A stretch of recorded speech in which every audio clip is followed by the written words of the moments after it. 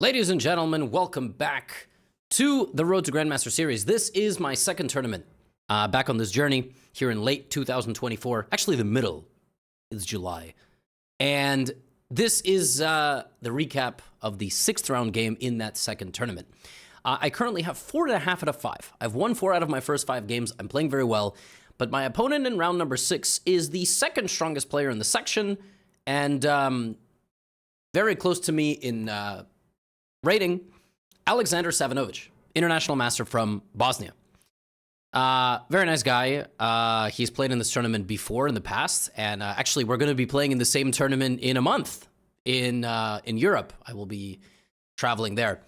Now, Savanovic, very principled player. He plays a lot of Queen's Gambit declined, and a fair warning, by the way, just so you know, this is going to be a ridiculous game. This is quite a game, my friends. So I opened this game with c4. The reason I did this is because in the first round of the tournament, he had a game which went c4, e6, rather like this, basically. We got this position. And before the game, I prepared this move b3, which is a very normal move. This is kind of like a English ready type of system. And the way that Savanovic likes to play this is he likes to play c5. And then after c takes d5, black generally chooses one of these two ways to capture. Now, in the first round of this tournament, Savanovic went knight takes, his opponent went queen c2, and then went for these attacking ideas with knight g5, h4, queen h7. Savanovic lost that game.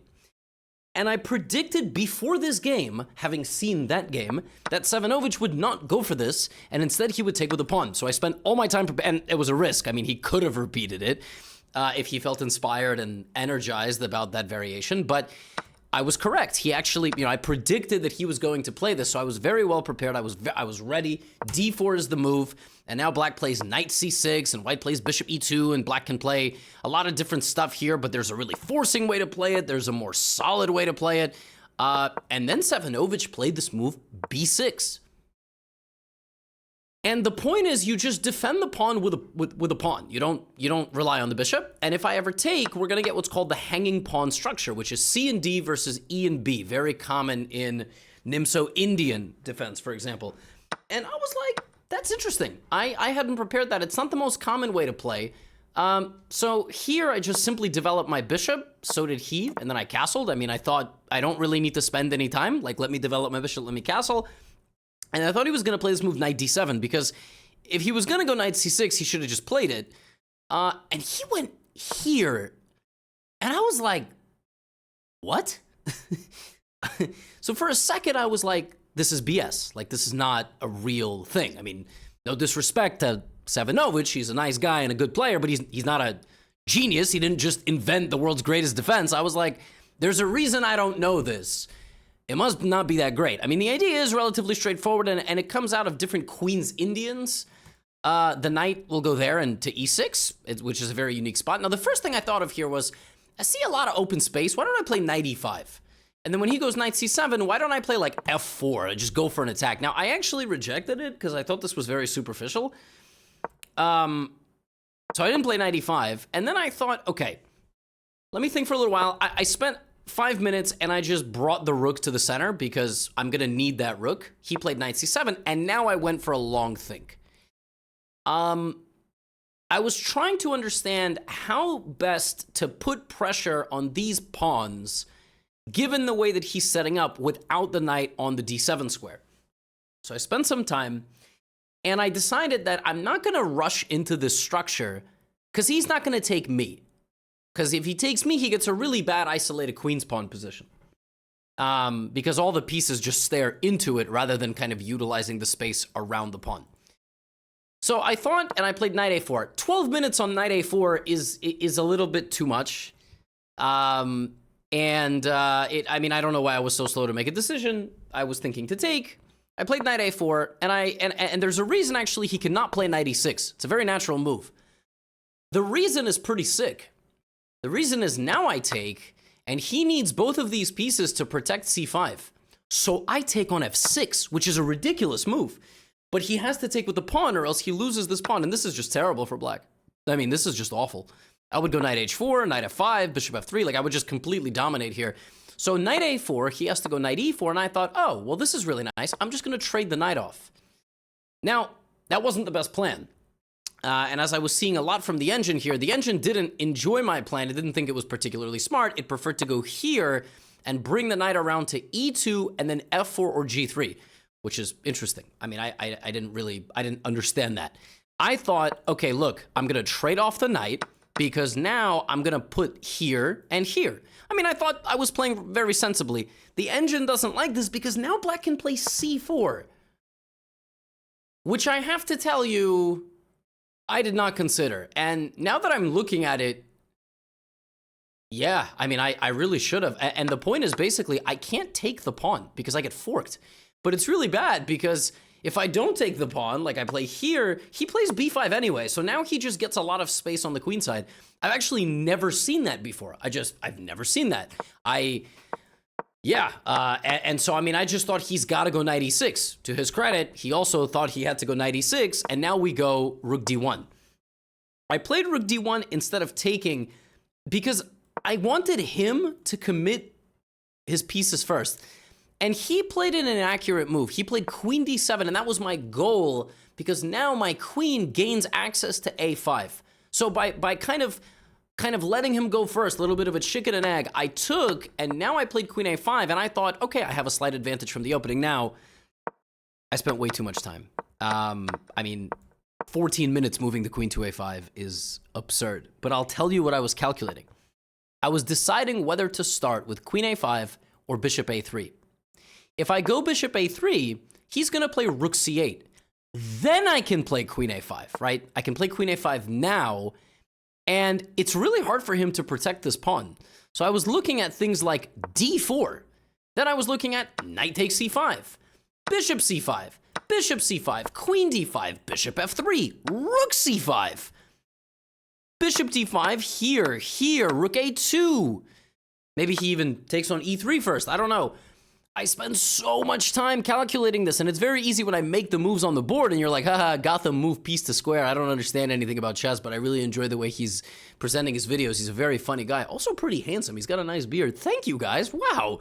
Anyway, I have to see all of that in the future, and I was spending a lot of time going, this move doesn't quite feel real? Like that lady on the plane? Is that move even real? It's like, is this even real?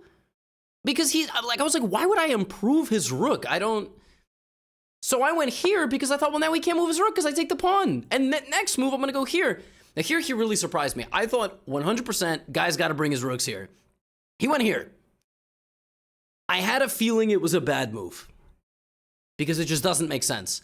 We're basically getting into a fight, except I have my rooks directly pointed at his center and his are on, right? So something felt off about this move, but I hadn't expected it, so I needed to relax.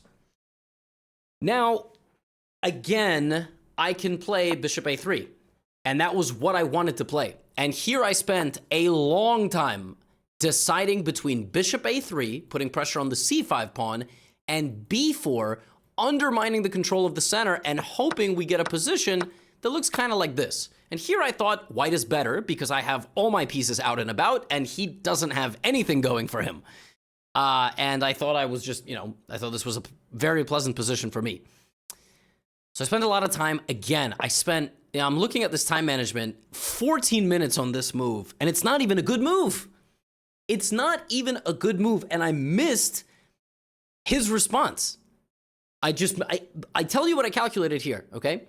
First of all, obviously, I calculated various things after c takes b4, but I also calculated things like bishop d8, which doesn't work because I have knight takes c5 counterattacking, and then if he plays queen d5 threatening a checkmate, I have e4 counterattacking the queen. If he plays queen c6, I can play knight takes b7, which attacks his queen and protects my queen.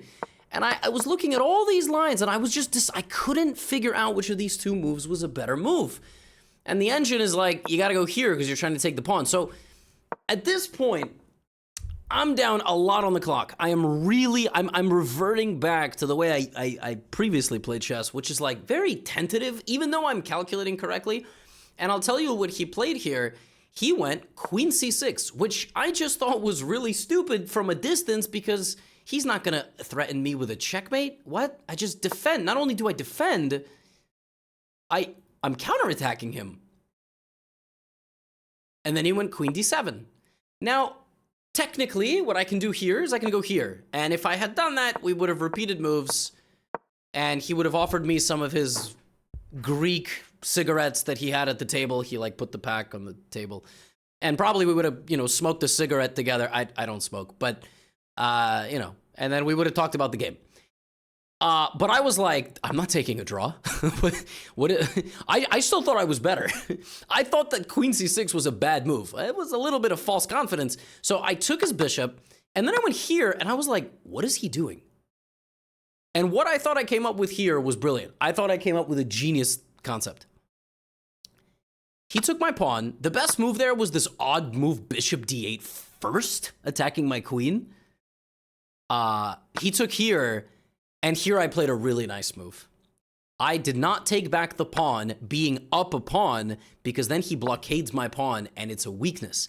Instead of that, I took this moment to play c6, and I knew right away he was in big trouble.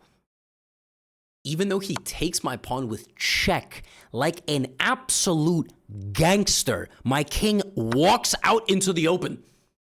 Because look at my pieces. And this, I thought my position had really good coordination. Now here he thought he made a mistake. He made a mistake. His next move, also, I think somebody told me while Hikaru was streaming these games, he said like c6 was not findable for me, and I was like, have some belief. I mean, it's a move that attacks a queen. It's of course it's considered. I was like, my goodness. Pawn takes f2, king takes f2, queen b8. That's a bad move. He should block the pawn. That's what he should do. And then I was gonna go rook d7, and it's still complicated, but I have a very pleasant pawn, and I'm gonna try to, get in and trade it and so on. Queen b8 is just a bad move because now I improve my position and I force him to c8 anyway. So I have a free boost, and I thought I was better. I quickly played rook d7, again at 24 to 50, and I have 24 for the rest of the game. So at this point, I'm feeling that nerves. I'm feeling those nerves like, wow, you're winning. Again, 4.5 out of 5, like you're winning.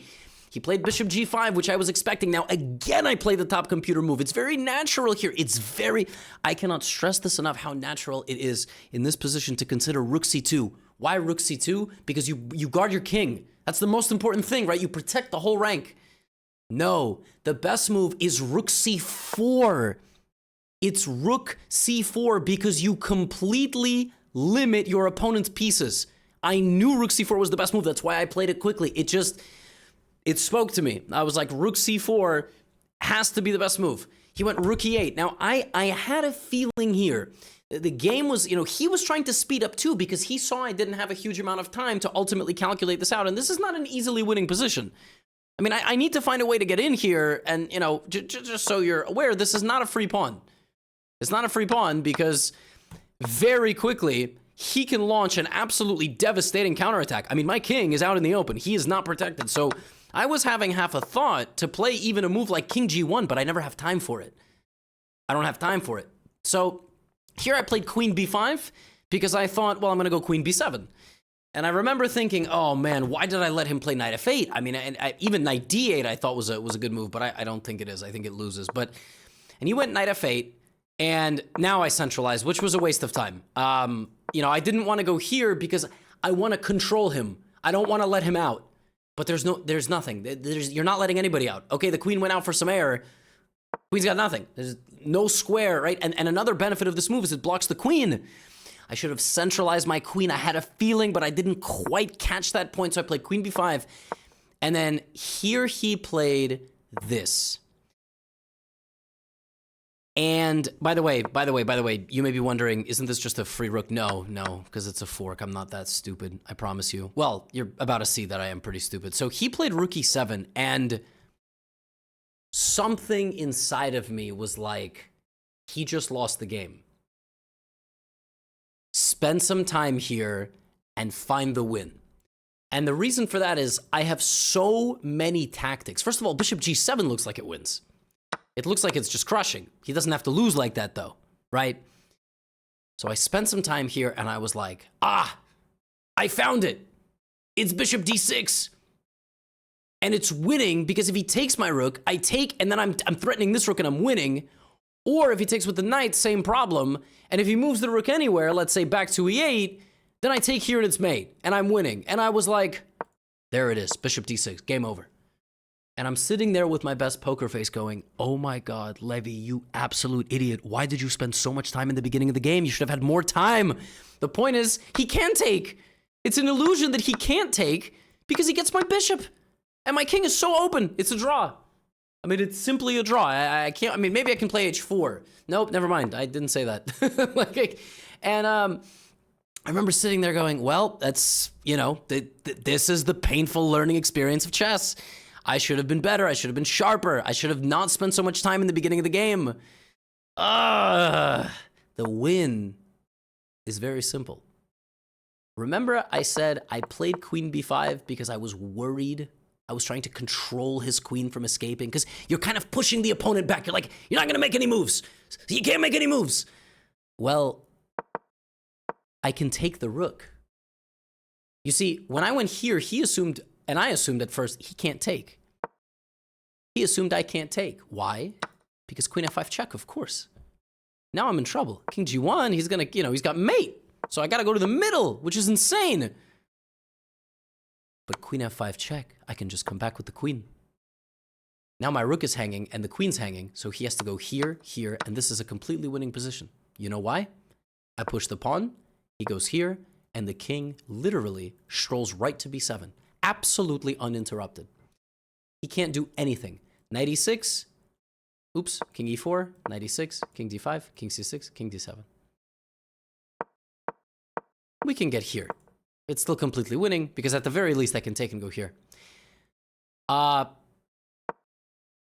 This was very findable. It's very findable because this is quite literally my most forcing move. I mean, theoretically it's queen f7 check, but I can't take anything more valuable. Rook e7 followed by queen f3 is completely findable, and I didn't even consider it because he would give me this check. And that was crazy of me. I mean, I just threw it out. I was like, I can't do it.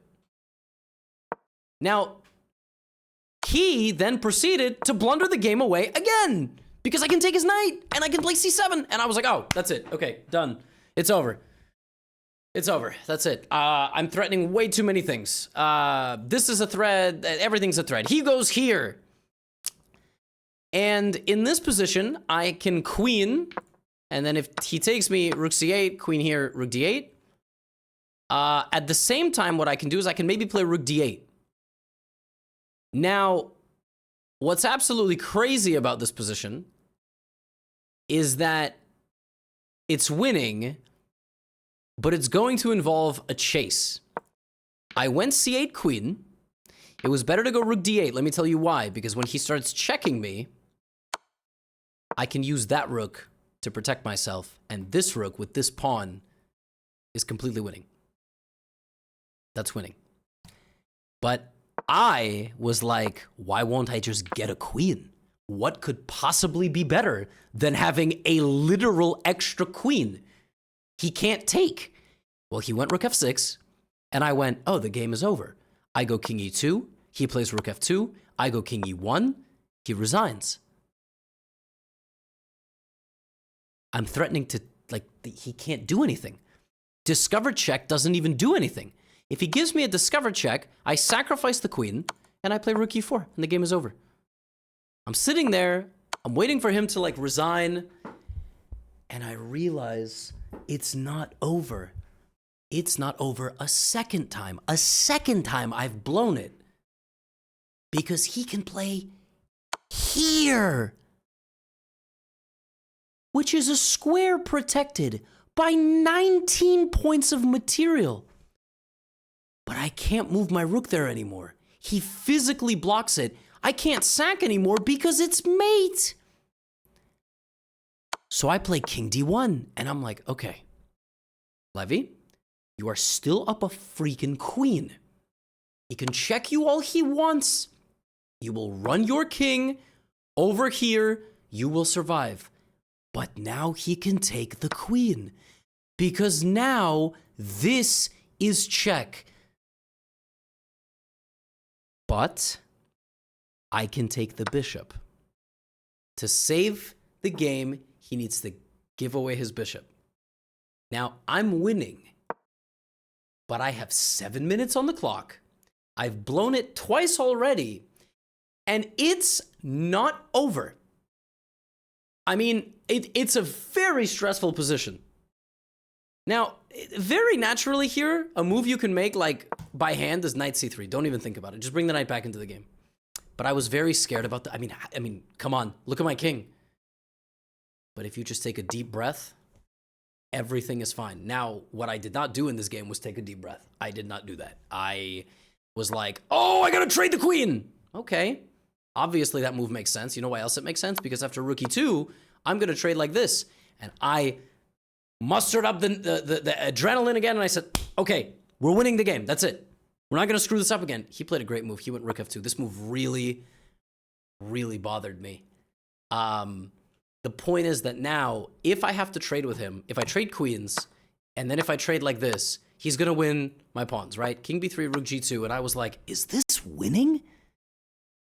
Because if I go rook c7, rook h2, rook a7, y'all, he has 3 of these bad boys. I only have 1. Yeah, I'm up a knight, but the knight is completely meaningless. I mean, he's gonna play h5. I might lose this game. So I was like, oh my God. How is this possible? And I saw in this position that I can play queen takes rook. I saw it. I mean, I know how diagonals work. And I didn't do it. You know, when you get low enough on time, what will ultimately happen is your brain will reject logic because it's running on adrenaline. And I just decided, no, we're gonna play an endgame. And I played the move with 28 seconds on the clock. You sack the queen here, you get 2 rooks and a knight versus a queen. It's not an easy win, but it's a win. Will it go on for another 100 moves? Probably. I saw this and I didn't go for it because I was like, the queen is so powerful and there's forks and it's gonna... And I went here and I went to this endgame and I was like, oh my God, I'm not winning. I'm not winning. Now, I have to play the rest of the game with 1 minute on my clock and I get 30 seconds bonus every single move. But I went here because he can't take because of mate. He went g6, I went queen f2. And here, he played this move f5, which was crazy to me. I was like, what? Why is he playing to push his pawns? Why is he pushing his pawns? I'm like, if he pushes his pawns, he's gonna weaken his king. Why would he do that? So I went knight c5, and I went a4. And I was like, look, I have 1 pawn, right? I was like, there's no way this dude is bringing his king and his pawns forward. Is he insane? Yeah, it turns out he was insane, because that's exactly what he was doing. And what I had to do here, the way I was supposed to play this position, is threaten the queen trade. I would never have, losing my pawn is deranged. But the computer is like, this is winning for white. It's winning for white because with an exposed king, my queen is the one that goes for the pawn. Then my queen returns and my pawn goes while his pawns go and it claims the position is winning. In my adrenaline phase, I was like, I need to bring my king to the center, which is not wrong, but my king is not the one that's trying to take the pawn. That was so stupid. I mean, it's like, I've got the most powerful weapon on a chessboard, and I can literally get there in a move if the knight's not in the way, and my bozo ass walks my... I mean, this is... Yeah, but again, like, you get low on time, your brain's just like, the king has to take the pawn, it has to be the king and only the king. Like in Harry Potter, the whole prophecy is like brain dead and doesn't make any sense at all, but you just accept it because it's Harry Potter. It's like, why does these specific things have to happen? And he goes here, and suddenly I'm like, guys, I don't feel so good. Suddenly I'm like, there's no way. It's like, am I gonna lose? So I go queen b7 and I take, but excuse me? What is happening? Queen b6, king f5, I go here, I'm like, oh, I'm in good shape. He can't push. I have checks. He goes queen a8, my heart drops. my heart drops. Because I just thought I was lost. I just thought that's it. How did I let this happen? He's 1 square away from queening. He's gonna just bring his queen. I don't have a check. If I check him, he cross-checks me. Not in hockey. And I'm just sitting there for a second going, I lost this game up a queen. I had an extra queen. That's not quite exactly how it was, but I'm basically you guys. Some of you don't like when I make comments like that, so allow me to take this chance to apologize. To absolutely nobody. GothamChess does whatever he wants. And so I thought, well, look, guys, I mean, he's gonna queen, right? So I have to go here. And I sat there ready to lose the game. When it occurred to me, I have checks. And the way the chess gods made the chessboard, anywhere he moves, my knight is coming to help. Now, I don't have to sacrifice it. I can go here. And I stopped promotion. I was like, oh my God, thank you, thank you, thank you, thank you, thank you. Check. He plays h4, and I give him a check, and he can't escape. He can't escape. Queen h1, king f4, queen c1. He should not go queen e3, although he can. And so we repeated moves, and one of the craziest games I've ever been a part of ends in a draw.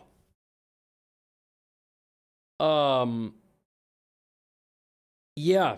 I mean, look, I before this game I had 4.5 points, but I still have work to do on my game. And I reverted back to old Gotham here, and sometimes old Gotham comes out. Suspicious time management in the opening, like, you know, 12 minutes on certain moves early on is just not good enough. You know, like 14 minutes, like it just, but I just didn't. What was happening to me was choice overload. I had so many things that all looked kind of nice. I should have just played a move. I really should have just played a move because I needed that time later on. But I didn't lose. And it looked very scary for a second. And I am a bit annoyed that I did not calculate and I didn't, you know, I was like, no, he can't check me. But I've got a lot of learning left to do. Rating doesn't change this game. I think it's like 0.1. It goes up because I drew somebody 3 points above me. Yeah, now we have 5 out of 6. So I have 4 wins and 2 draws. I drew the 2 players that are higher than me in the tournament. I drew the GM and I drew Sevenovich. This was a weird game. But I'll see you all for round number 7. Get out of here.